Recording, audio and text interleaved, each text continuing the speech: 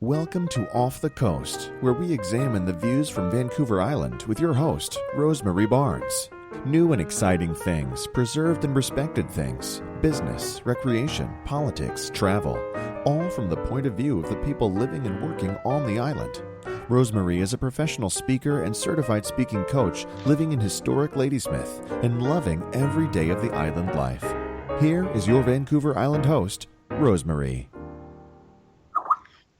Good afternoon, ladies and gentlemen. This is your host, Rosemary Barnes, on Off the Coast, Views from Vancouver Island, where guests tell us stories and share scintillating topics, and we generally have a great time learning about this fantastic Vancouver Island that we call home. Today, I am thrilled beyond belief to welcome Bob Mueller.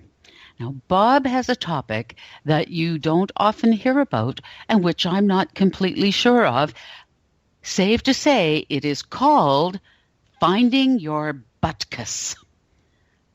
Mr. Mueller, good sir, would you please explain Finding Your Butkus? Just in a word or two, and welcome to the show. Well, thank you very much, Rosemary. It's my pleasure to be here. And, of course, I'm sure that people have heard of an international word like Butkus many, many times, but they don't know what it is. So therefore, finding one's Butkus must be a priority in life. Well, finding your Butkus is simply this: finding what matters or what is interesting to you deep inside your consciousness. And Butkus, as it turns out, happens to be a football player. So there's a lot of things go into this, but finding your Butkus is basically finding out about yourself. Okay, thank you for clarifying this. Will you please, now that I know what we're talking about, this is valuable information for me. Can you please tell us whether you have found yours? I have, actually. It took me 47 years, and it happened about 10, 12 years ago. But I came up with this analogy through basically a comedy of mistakes or errors or misjudgments almost that turned into be exactly the right thing to do at exactly the right time. And when it occurred to me what that was, it was like, the proverbial, the clouds parted, the sun shone, and I was like, this is what I'm supposed to do in life. And it was to be an artist. And that was my Butkus. What sort of artist? I mean, there are so many kinds. What sort were you destined to be? Well, in actual fact, I was born an artist, and I'd spent all my life pursuing different modalities of art. But as a kid, like a lot of kids who, some kids like to sing, or some kids like to have music or paint. I like to draw pictures. And I was reasonably good at it. In fact, I was the top artist in junior high school and that type of thing. And so I was always interested in art. And it took me, though, until I was, in the latter part, I guess after middle age, to really understand what an artist was and then to pursue it with wild abandon. So I became a sports artist, which was one of my passions in life. Now, if this, of course, begs the question when you said what an artist truly is. Oh, my goodness, that sounds like a huge topic. Are you prepared to go into that right now? As deeply as possible. Wonderful. You see, you're talking to a person whose only function for a pen or a pencil is to sign a check. I am the world's worst artist, not because of lack of ability, but because of lack of sight. I've never learned how to see and how to take things apart and distill them into the lines and the shadows and the shades. So in my hand, a pencil is nothing but either a dart for throwing or an implement for signing checks. So what is the difference then between what you see and what I see? I suspect that there's very little difference. You see, Being a visual artist is okay, so you can take something and use your imagination to create it. But I have to say that when I'm looking at something and I'm creating a painting, there is no conscious thought of, I'm now drawing this, or I have this. It's almost like an umbilical cord from your belly, from your gut onto the canvas, and by magic, that your hand is not following what your mind or your brain is telling you. It's basically creating an image through your imagination. It's not about seeing anything. It's about the imagination and the thrill of accomplishment that you're doing it. So I think that artists are people who just, whether you think you see things or not, you feel them enough that you have to express them. That's the point of an artist, is that not the medium of, I'm going to paint a picture. It's I need to express myself, and it's the most important thing in the world to me right now, and I have to do it. Now, are you an artist? Well, yes, but not in visual art. But when you have to do something, you have to do it. See, I think a person who's analytical might go, I really want to do this right now, but I have to do this first and this first and this first. But an artist goes, you know what, I need to do this now, and screw the schedule. I am doing it. To me, that's an art. There you go. So now I have to back up a little bit. You said that this epiphany and the parting of the clouds came a number of years ago.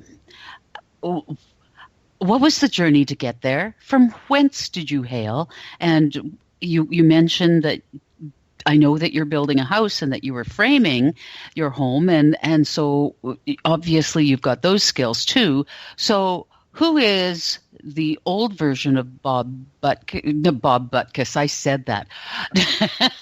Who is the old version of Bob Mueller, and how did he end up here on Vancouver Island, living a life that he's always wanted to lead?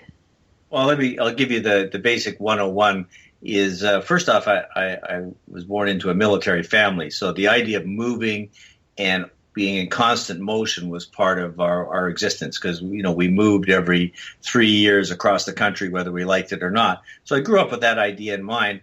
Then as a very young person, I left home when I was 16 and took a job becoming a carpenter's helper and a builder.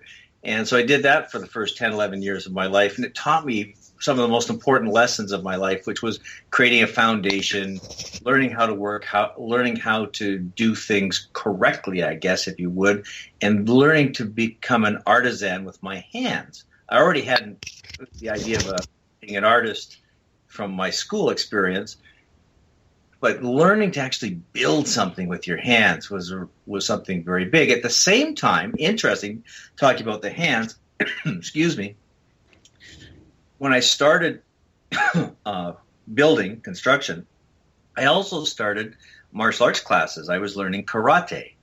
And karate literally is karate, which means empty hand.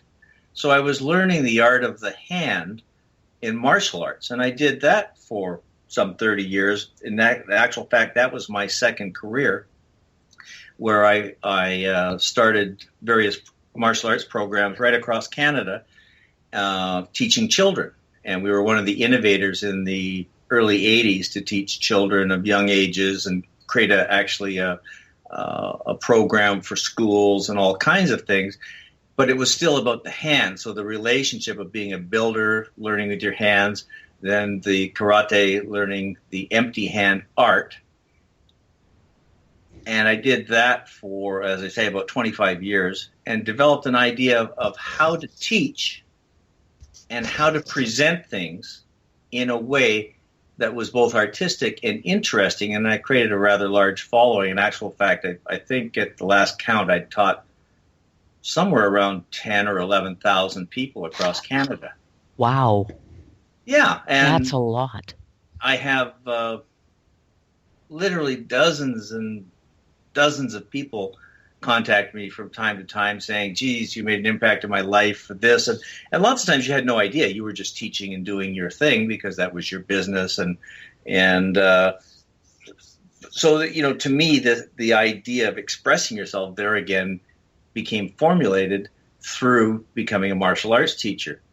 Well, martial arts, just following this in a linear fashion. So I was near the end of my martial arts career, and I was looking for something to do, and I actually had a change in life at the same time.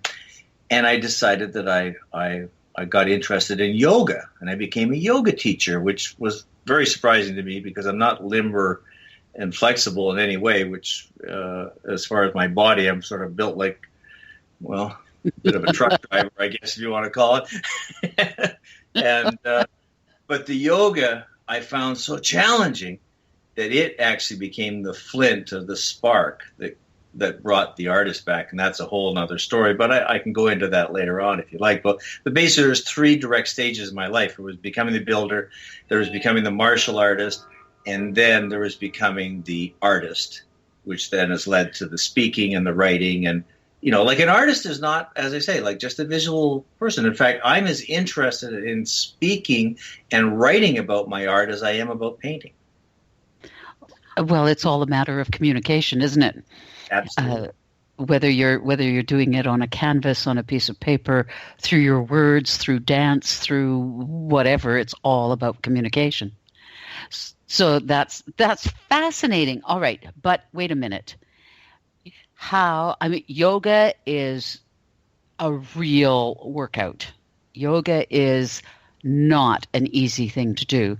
But back when you became a yoga instructor, was it unusual for a man to be doing that? Not at that time, in the sense of like we're going to say the 2002, so approximately 14 years ago. And at that time, there was a new brand of yoga that had come out called Bikram Hot Yoga. And yes. Bikram Hot Yoga was more physical and actually very demanding because it was done in a room of 105 to 110 degrees. And it attracted a lot of athletes. Now, you talk about, yoga being very physical.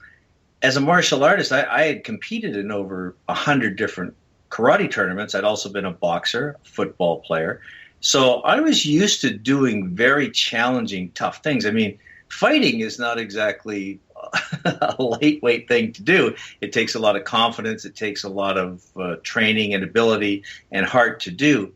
But when I did this yoga, and like I say, I not really built for it. I actually trained in the yoga and taught for about a decade.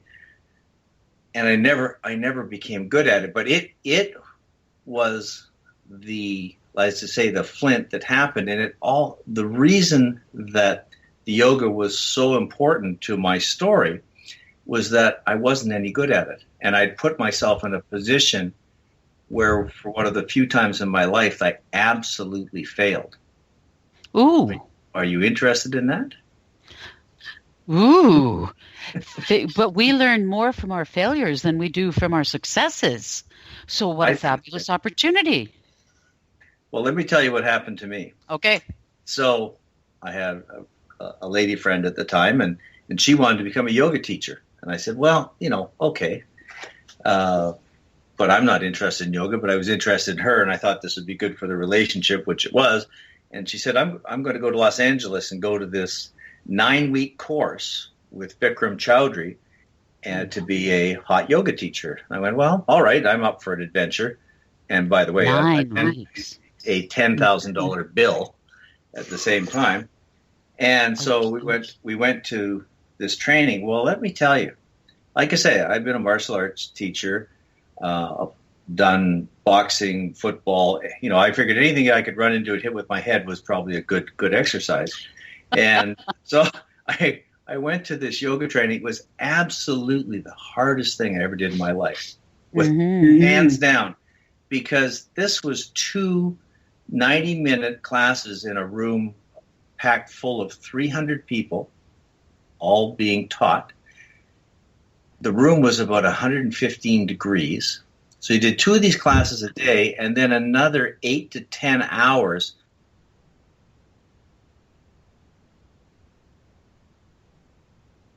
Hello? Uh-oh. Mr. Mueller, have we lost you? No, no. Oh, okay.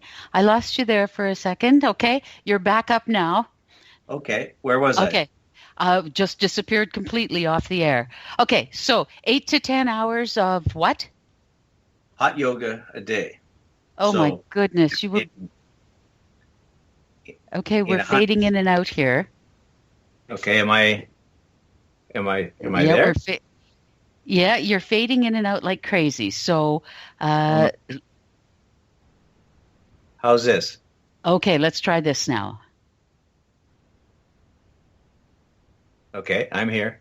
Okay, so you were doing yoga for 8 to 10 hours a day, and these very hot in this very hot room, jam-packed with people, Yeah, all working like crazy. there was 300 people in the class. Oh So it my was just like goodness. started. Now, the physical part was one thing, but the part for me was this: is that you had to learn a dialogue, which was to do an entire 90-minute class as a teacher verbatim, which were Bikram's exact words, and you weren't allowed to make a mistake. Now, well, I had become a very good teacher, I guess, and a decent public speaker at the time. One thing I was never any good at was memorizing anything. So I got in there and I had to learn 50 pages of memorization. Well, I got up there, and of 300 people, there was about 10 people that were the absolute worst. They were the failures, and I was on the dean's list of the worst people there. I'm with you. I never did anything in my life. And so this created tremendous stress for me. So not only was I being beat up physically, but mentally, I was going there, and the harder I tried, I'd always had an ability to be good with people and to get people to like me, I guess, if you will, very quickly. And for the first time in my life, no one there cared who you were. It didn't matter one bit whether you were a nice guy, a bad guy, a this, a that. It was like, whatever your issues are, whatever your karmic issues are, go deal with them in the hot room and get rid of your crap. And nobody cared. It was like, you got work to do, go do it. I'd never experienced that before. And so I came to a real crisis where I was either going to quit or something was going to happen, and I decided to just get through it. And so I wound up doing 2 or 3 extra remedial hours a day to just get an adequate pass. And it wasn't that I couldn't do this. I mean, after I finished the course, I went and taught my first yoga class, and people said, "I can't believe you were failing that course. Like you're a good teacher." I said, "Well, yeah, but I'm using my words." Yes, No, yes. So anyways, that was the epiphany. And what happened was that I think I let go of a lot of crap that I'd been carrying around for years and years and years. And when I came home, I was empty. And not empty, I was so full that I had emptied myself. So, when you think of the things I'd gone through, working with my hands, the empty hand, martial arts, now I was truly empty. And you know what happens to a vacuum, right? Oh, it doesn't tolerate. it has to fill. Yes. And so this is where my epiphany came with finding your Butkus. Would you like to know how that happened? I would. Yes, I would. So I was sitting at a computer screen, and my lady friend again she'd gone away for the weekend to visit her daughter. And if you've ever seen the female comedian, I can't think of her name right now, and she says that men don't do well by themselves. Men are kind of like bears that belong in caves, and left alone to their own devices, they just can't survive.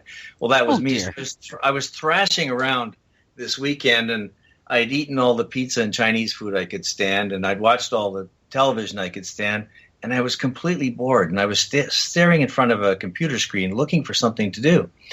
And all of a sudden I had this idea. I've heard of this thing called eBay. I wonder what eBay is. Now remember, this is year 2002 or 2003, right?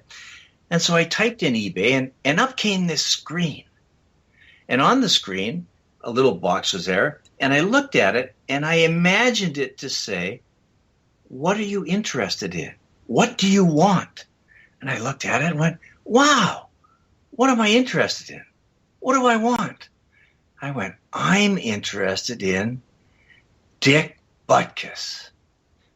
And I immediately typed in this name, Dick Butkus, and I went to this screen, and there were 600 items of nostalgia and memorabilia of things that I had had as a young boy when I was interested in art and football. And I looked at this and I went, oh my God, I've died and gone to heaven, and I could start buying stuff. Well, that was my epiphany of finding your Butkus, is that I had remembered in a moment when I'd created a vacuum what I was really interested in life, and the answer came to me that was this guy, Dick Butkus. It floored me, but I just went with it. I went, well, I don't know why this is happening. I just did it. Well, for the next 2 years, I started buying memorabilia. I don't want to tell you how many thousands of dollars of memorabilia I bought. I was just going to ask. Any item that has the name Dick Butkus on between the years 1965 and 1973, the years that he played, I own. Oh, does he know? Oh, he knows. And okay. So I one day I was buying all these old magazines from the 70s.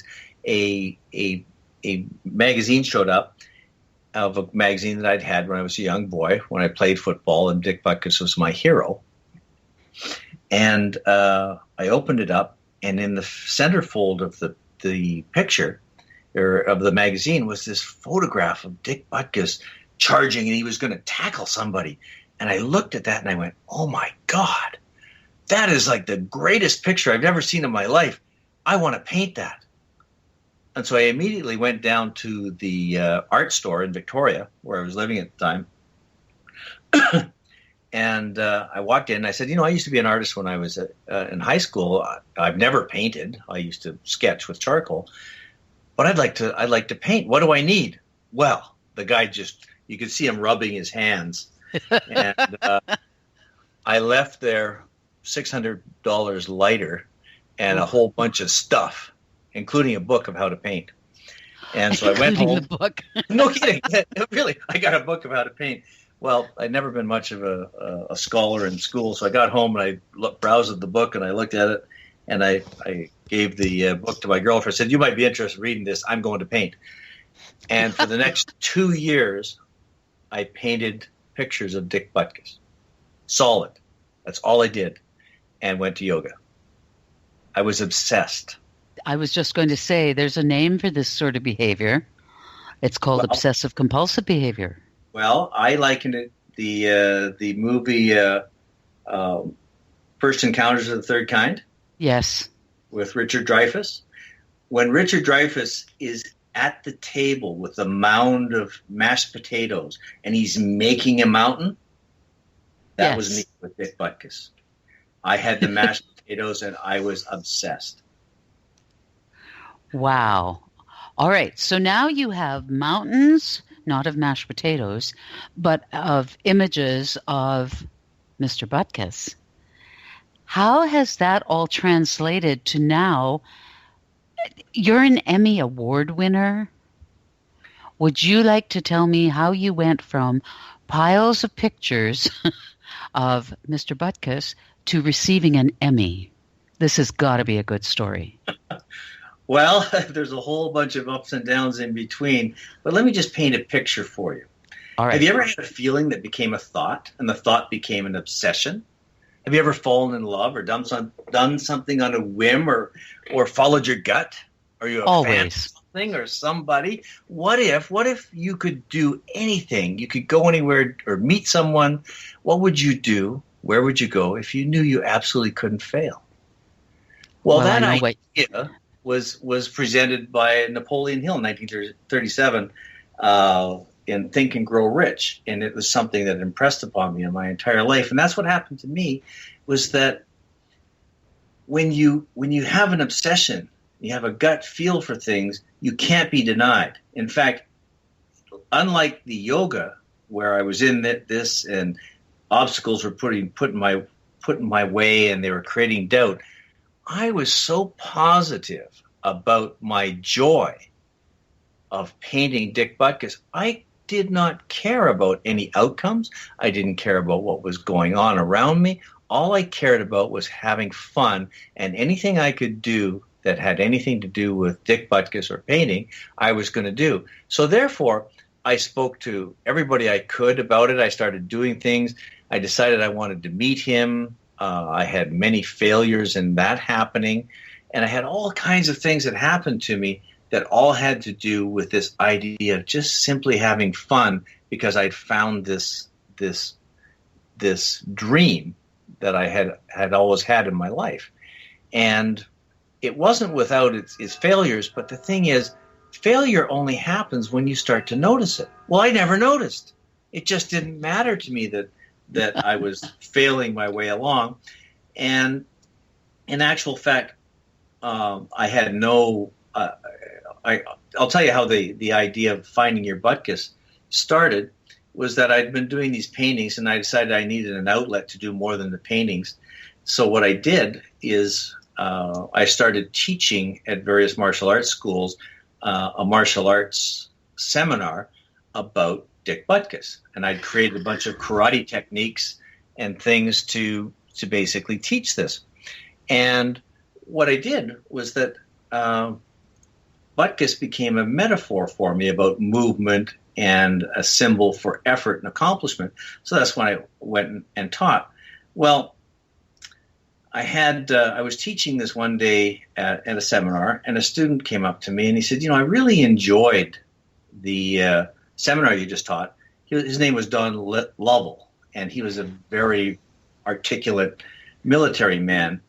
And he said to me, he says, I really liked what you taught, but if I may, and he was very respectful, he said, I'd like to suggest that you talk about Butkus as a person and as a noun. But I'd like to suggest that what I hear is not a person. What I hear is a feeling, and it's a verb. And I went, wow, not a noun, it's a verb, because it's about movement. And he said, when you talk about Butkus, it's like you found your Butkus. And I'd never put that connection together. So it was actually this student who did it for me, who said, and I went, oh, finding your Butkus is a movement about how to accomplish things in life. It's not a thing. It's a movement. Mm-hmm. And that was another epiphany on the way. So there's so many things to the story. I'll get to the point you mentioned about the Emmy Award. I actually met Dick Butkus after 3 or 4 attempts, and after all this adulation, 40 years of pent-up energy about wanting to meet Dick Butkus and all this sort of stuff, when I met him, I was so overwhelmed, if you will. Mm-hmm. It was a terrible experience. I'm sure it was. To him, it was just a fan who, he met and we talked about some things, and he was very gracious. But for me, it was this obsession that was underwhelming.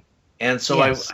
I left the experience feeling less than more. And it was the first time in, say, 3 years that I'd had any doubt about what I was doing.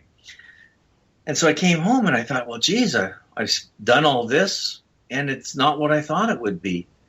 And I thought I had another choice. It's like, well, maybe I'm not supposed to do this. Maybe I should quit.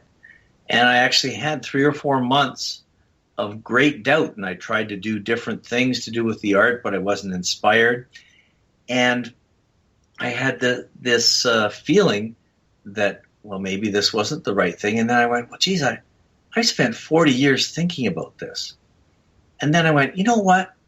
I went and broke bread with Dick Butkus personally, face to face. We spent 30 minutes talking about things. And Dick Butkus was one of the toughest football players to ever play football. And I went, that was great. Don't feel bad about that. That was fantastic. You know how many people would have given their eye teeth to do that? And here you are whining because it wasn't just what you thought it would be. And I went, oh, geez, yeah, get off your butt. You know, you're not wrong. This is the right thing to do. And that morning I went, I'm going to write a letter. And I there again, it was almost like watching the screen again about eBay. I thought, who should I write? And I sort of sat back in my chair, and a big grin came on my face. I said, I'm going to write Steve Sable of NFL Films. Steve Sable is the president of NFL Films and an artistic innovator who created all the kind of modern sports shows that you see on TV today. And so I went, wow, what a great idea. So I wrote him, never expecting that Steve Sable would actually read his mail. And that's how it all started. And what happened is that basically from 11 months from the moment I wrote that letter, I found myself in Ford Theater at Lincoln Center in New York City, hearing my name and my story, Finding Your Butkus, win the 2008 Emmy Award for Outstanding Long Feature. Wow. Wow. Which is, in the sports Emmys is like winning Best Picture in the Oscars. Yes. It's a big deal. I had no idea. How did you feel when you got that? Was it a sense of, yes, I've worked hard for this and I deserve it? Or was it a sense of surprise? Or was it a sense of bewilderment? What did it feel like to hear your name rung out over the entire theater and worldwide, to know that what your work was being rewarded in that kind of way? That must have been, tell me, well, what did that do to you? All those adjectives you just said, I felt all of them. The biggest one is that I didn't understand what it was. Let me explain. First off, I had written a letter and told the basics of this story. And of course, NFL Films is one of the top filmmakers in the world in the sports genre. And they had created this story of me, which was fantastic. But it was like they had taken my story and they created this. So I felt sort of disjointed from it, if you will. And I was appreciative of the adventure because I was on an adventure, but I never expected anything of it. And when it was nominated for an Emmy, the producer, a guy named Keith Cosrow, called me and said, well, we've been nominated.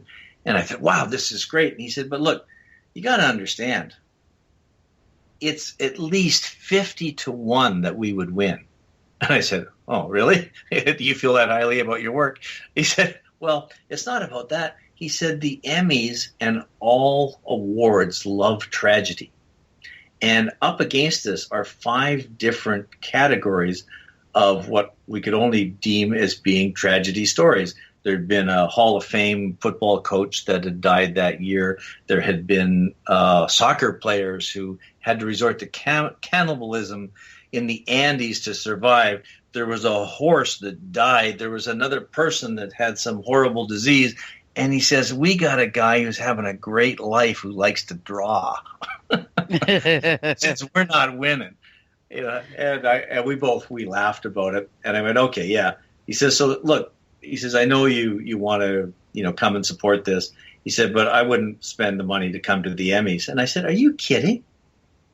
I mean, how many chances do you think I get to go to New York City and go to the Emmy Awards? I says, I don't give a crap whether we win. I'm coming for the adventure. So we're in the theater, and there's all the people there, and there's all sorts of celebrities and that, and we're in kind of a booth seat.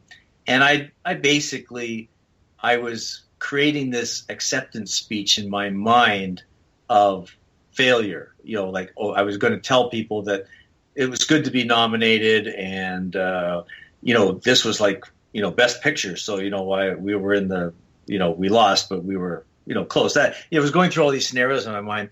And as we were near the end of the show, because it's one of the bigger awards, and I was holding on to the wrist of my lady friend, and as they were counting down, they're going through all the people, and I saw my picture come up on the screen, and all this sort of stuff. I was squeezing her arm. I basically was cutting off the circulation in her hand because I was so excited, right? And all I remember, I was chanting in my mind, going, FYB, FYB, FYB, FYB. And then it was this surreal moment when they said, and the winner is Finding Your Butkus, Steve Sable, Keith Cosrow, producers, and all the stuff that they go through. And I was like, yeah. Oh my God. I mean, how did this happen? And then the show was over and we were in a bar having a glass of wine. That's all I remember. And here's a very cool thing. I have to, a little bit of bragging here. NFL Films, the last 2 years have been shut out of winning an Emmy Award. And this was in 2008. So the economy had just kind of tanked in the U.S. Yes. And they had in the first time in, I think, 40 years of operation, they had layoffs. They'd had to lay off 10% of their staff at NFL Films. And so winning an Emmy Award meant jobs. Winning an Emmy Award was a big deal. Well, I thought I was happy. When we got to the bar and we were having a glass of wine, these guys were standing on their heads like, oh my God. And I don't know how many other my Emmy Award was 95 at the time. That's how many NFL Films had won. I think they'd only won Outstanding Feature twice before in 40 years. Wow. So this wasn't just, maybe we got for sound editing, or not there's anything wrong, like small about that. But this was like a big deal. I had no idea. I'm just having an adventure. And, this was this tremendous experience. And that wasn't the end of it. In fact, that was only the very first start. And I'd love to tell you when I actually received the Emmy Award, because that was only the experience. Ooh. So the next day we were there, we were at the event, and it was fun. The next day, because NFL Films is about 90 miles away from New York City in New Jersey, I arranged it so I could go see the facility and meet some of the people. And it was a really exciting for me. It was like, as the bikers would say, I was going to hog heaven. And, nice. And NFL Films is a fantastic facility. It's 300,000 square feet of offices and production studios. In fact, NFL Films is the largest filmmaker in the world, which seems hard to believe. But when you think of the amount of film that they do every year with all the football games, all this sort of thing, it's an amazing thing. And in there is basically a museum of art and pictures and all this sort of thing. So going there was like going to Mecca for me. So we'd been invited, so went to NFL Films, and the producer, Keith Cosrow, took us around. He showed us all the sites and how they make the films and all this sort of thing. It was tremendous. I can't remember a more satisfying and thrilling day.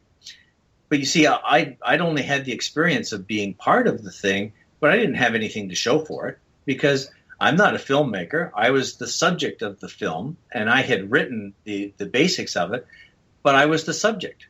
I'm not the producer of of Finding Your Butkus that way.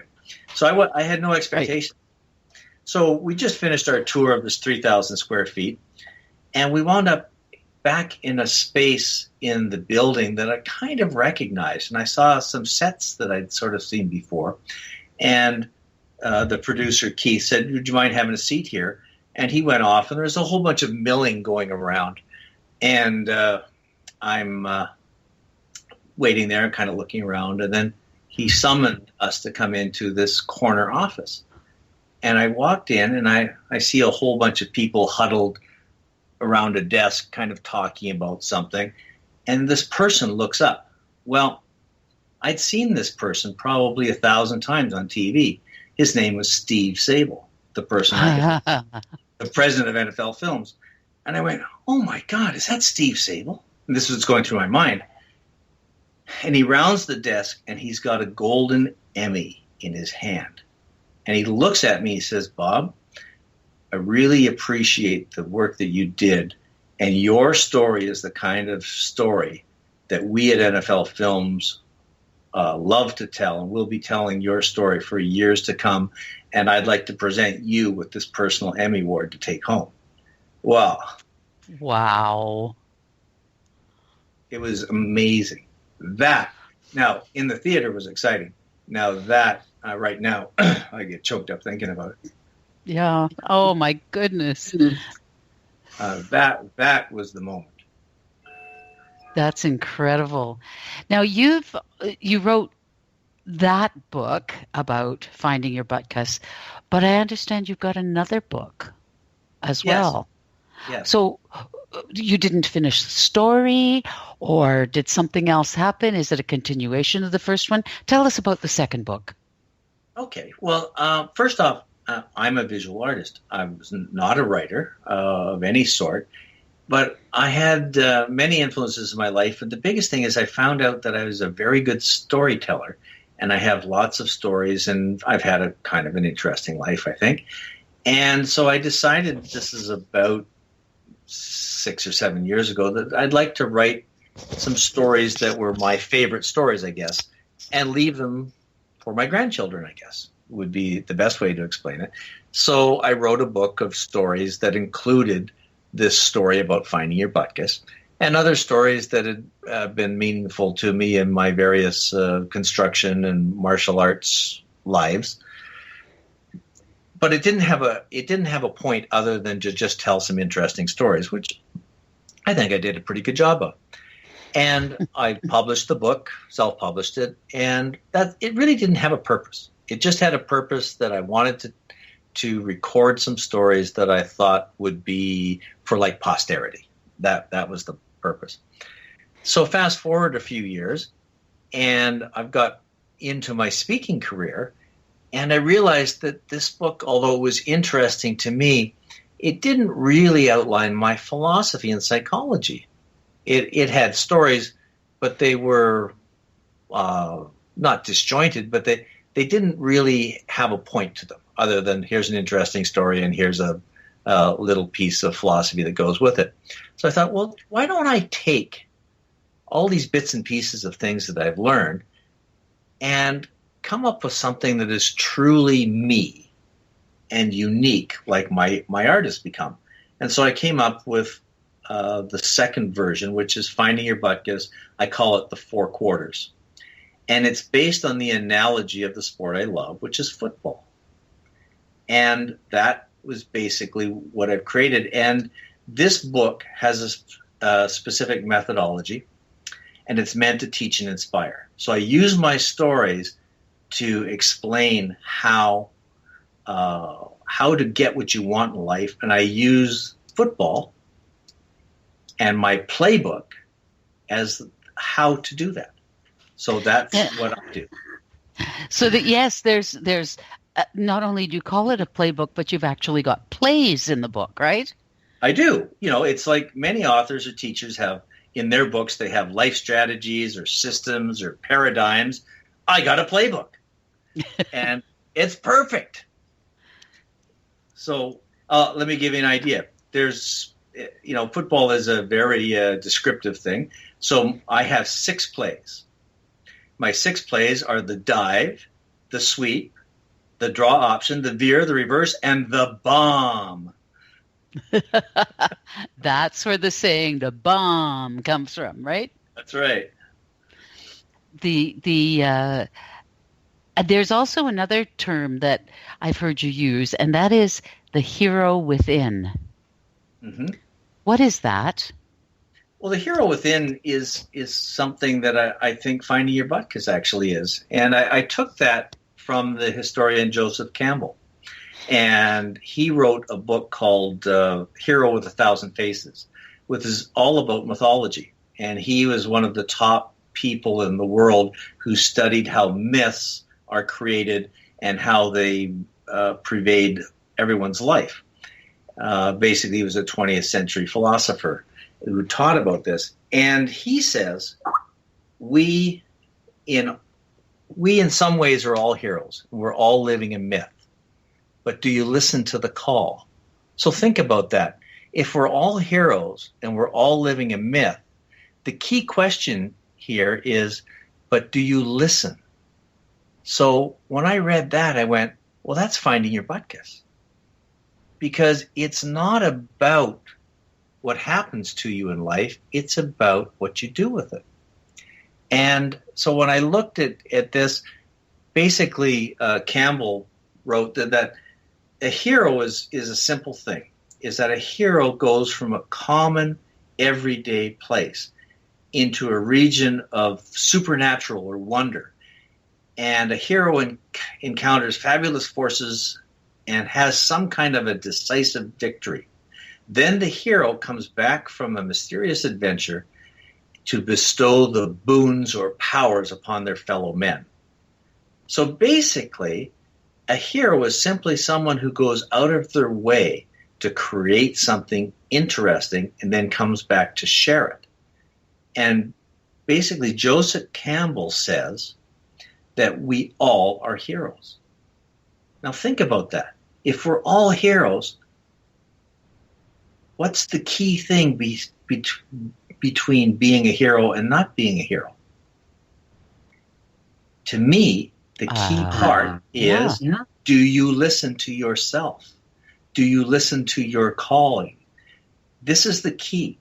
Most people, I believe, who suffer and don't get what they want, don't listen to their calling. It's not that they're not being called. It's they ignored it. So he says that everyone's a hero. Think about your mother, a woman giving birth. That's a heroic journey for both the mother and the child. Just being born is a heroic journey. Look at all the things you had to do to be born. And now you have this wonderful life and you shouldn't listen to your calling? Why? Because you shouldn't listen to your calling because your job says you have to be here till 5 o'clock, or because someone said you needed to do this or you needed to do that. Now that's okay if that's what you want to do, if that's your calling. But if you're being called to do something by yourself and you ignore yourself, I think you screwed up, don't you? No, it just seems intuitively wrong, doesn't it? You have mentioned your speaking career a couple of times. Are these the kinds of things you speak about when you hit the road? Absolutely. In actual fact, writing this new book has given me categorically exactly how to deal with every audience, because my subjects, using the football analogy, I'll give you an idea. I mentioned the 6 plays. Well, one of those plays is called The Dive. Now, I'm sure you don't know what a dive play is in football, but let me explain to you. A dive play is something that you do when you absolutely need to gain a yard. You're not trying to get a touchdown. You're not trying to do this. You're not trying to do that. You're trying to establish a little bit of control. And what happens is that the quarterback, takes the ball and he gives it to another person called a halfback, and the halfback charges forward into the line and tries to gain a yard, a lousy yard. Mm-hmm. Now, to create a winning attitude, you have to have willingness, opportunity, and worthiness. I call it the wow factor. And when you wow yourself. And when you wow yourself, it enables you to go out and show what you can do to the world. Now, most people, instead of wowing themselves, wind up owing themselves. So they're doing things, they're living a life they're not happy with because they're doing something that is not following the journey that they're meant to do. And when you create a dive play is your most basic instinct of you need a yard. So I say to you, when you have your dive play, whatever that is, for me it was art. It was speaking and becoming something passionate about. When I do my dive play, that means I'm guaranteed a win. It may only be a yard, but I got to win. Because when you need a win, it doesn't matter how big it is. It matters that you get it. So that would be a speech that I would give to a corporate audience, and it would all be around getting 1 yard.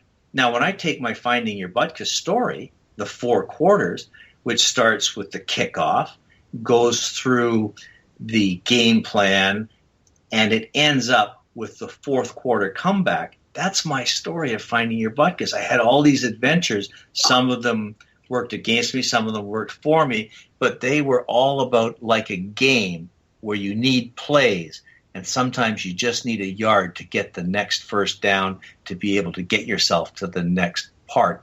It's not about getting the goal. It's about just doing this one thing very well. So when I talk about this to audiences, my goal is to take one of these parts, one of these plays, and then deliver it to the audience. Sometimes we might use 2 plays, maybe more. But you know what? When you really understand your subject and you're really working with it, it's amazing how deep you can go into something and keep it interesting for people. So that's what I like to do. And I'm with you on that. As you know, I'm a public speaker as well. And similarly, and with the similar difficulty with memorizing scripted words, even if they're my scripted words. So how do you counteract that? You know your topic so well that you can adapt it easily to whomsoever is listening and make it be for their ears. And that's the trick, isn't it? But of course, since it came from your head through your body, out your mouth, of course you can adjust it any which way that the listening ears need to hear it. I hear there's a saying that I need you to explain to me, please. Having doesn't mean anything. Where does that come from, and what does that mean to you? Well, having doesn't mean anything if you don't know how to use it. Came from the yoga training. And it went like this, very briefly. Bikram was giving a lecture one night, and he was saying, you people in America, you have everything, and you have nothing. He says, you have everything here. You have all the cars, all the money, all the houses, all the riches of the world. He says, I come from Calcutta. In Calcutta, the people are the poorest in the world. They have nothing. They barely have the clothes on their back, yet they are the happiest people in the world. You here in America, you have everything and you're unhappy, and you have to go to the psychiatrist and you have to do this and that. He went on this whole tirade. He says, having doesn't mean anything if you don't know how to use it. He says, I have in my home in Beverly Hills, I have the largest swimming pool in Beverly Hills, but I don't know how to swim. He says, having doesn't mean anything if you don't know how to use it. Now, I took that in. I went, wow. It was an epiphany. When I got home from the yoga training, I had been an artist my entire life. But guess what? Having doesn't mean anything because I wasn't using it. What I learned from the yoga was just because you have something, if you don't use it, it means nothing. So that's where that comes from, and it's one of the overriding philosophies that I like to impart, and I have to give Bikram credit for that. The other one that you've been heard to say fairly often is synchronicity. Now, a lot of people use that word, synchronicity, but what does it mean specifically for you? Well, I know that our time is a little bit short, so I'll give you the basic thing. We have 6 minutes. The huge synchronicity happened for me like this. When I was 13 years old, 14 years old, in 1969, I became inspired by the image of Dick Butkus. And there's a very classic picture of Dick Butkus sitting on the bench, and his hands are clasped together, and there's blood and tape on his hands. And I saw this image, and I was so taken by it. And I went, wow, this is incredible. And so like 13, 14 years old, and I became interested in Dick Butkus. I started drawing pictures of him and all this. And I did that for the next couple of years. And then I quit school and quit art and quit football, and I went out and had a life and had these careers I told you about. And it wasn't until I found my Butkus that I returned to the painting, and it was these hands that had inspired me when I was 13 years old. Well, these particular hands, this image was photographed by NFL Films in 1969. They were doing a special on Dick Butkus. And the cameraman at that time got on the sidelines. They called them moles because they would crawl on their hands and knees in the mud and try to get pictures of the players that were close up and very personal. And this guy snuck up on Butkus when he's on the bench, and they were actually losing a game, and he was looking kind of grumpy. And he had his hands squeezed together. And like I say, it was this very visceral feeling in these hands of mud and blood and rain and all this that had inspired me to become an artist. So fast forward 40 years goes forward, and now I've gone and had this experience, and I won an Emmy Award for it. And I found out at NFL Films that afternoon I described when I went into Steve Sable's office that in 1969, do you know who the cameraman was on the sidelines that took the photograph of Dick Butkus's hands? No. Steve Sable. Wow. Steve Sable, the artist, had inspired me 40 years before. That is synchronicity. I had not been following Dick Butkus all my life. I had been following Steve Sable, the artist. It was he who inspired me. So here, I call this is the final part of my book. It's called The Extra Point. When you score a touchdown at the end of a game, or at the end of when you score a touchdown, you get 6 points, and you get to kick for an extra point. Now, I know that's a little bit technical for non-sports people, but here's what the extra point means. It's called the conversion. Yes. You see, scoring a touchdown or scoring something doesn't matter unless you know how to convert it. See, none of this would have made any difference in my life if it didn't occur to me how to convert it into something. So I took nothing, which was just my own experiences in life,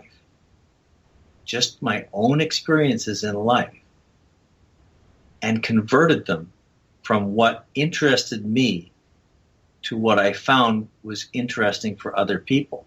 And I came up with this idea that what you are interested in is interested in you. What you are looking at is looking at you. That is synchronicity.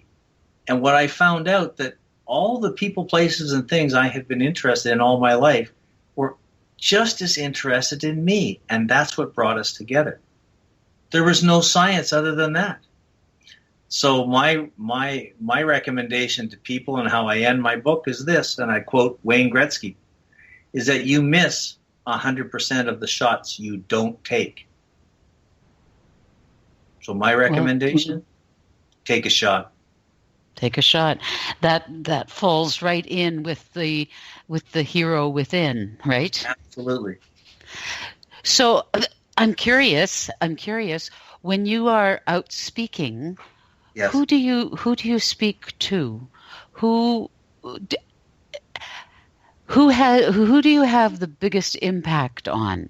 Do you speak to young people? Do you speak to more senior people? Do you speak to football teams? I heard you mention corporations.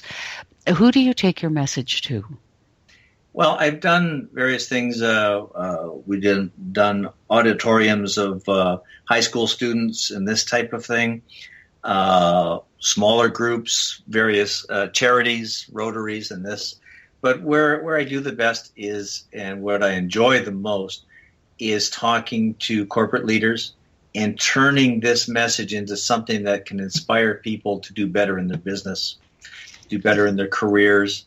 Because I believe that regardless of your business or your career, there is art there. You have a left brain and a right brain for a reason. And no matter what it is, if you create art in whatever you're doing, that's where the joy is. It's not really about the money that you accomplish. Everybody wants to accomplish dollars and cents. But when you created art, that's where, particularly with the corporate people, it really resonates. And that's what they need to hear, because they get stuck in their ways of, okay, we have this system, we have that system, and this system is meant to match this one and that one. But when they take it down to, well, what am I really interested in? What do I really want? That's when things really happen for you. And that's why I think Finding Your Butkus has created so much appeal. That's why it won the Emmy Award. It was so different because everybody understands that message. It's like the Kevin Costner in the movie Field of Dreams. Yes. The voice in the corn saying, if you build it, they will come. We all have that somehow. That's Joseph Campbell saying, the hero within. If you want to understand how to motivate the world, first learn to motivate yourself. That's my message. And on that note, a brilliant end to the program. Thank you so much for sharing your story with us today, and so eloquently too. So I appreciate that so much. Ladies and gentlemen, this has been Bob Mueller speaking on Finding Your Butkus. I'm Rosemary Barnes, the host of Off the Coast, Views from Vancouver Island, right here on Bold Radio Station. And we'll be back next week, where my guest will be Jen Hetby Ferguson, who is a speaker and a facilitator, a meeting and event professional, a rare balance of executive level thinking and experience in across the board. I'm thanking you for being with us today. I'm looking forward to seeing you with me again next week. And thank you again to Bob Mueller, and have a wonderful week on Vancouver Island.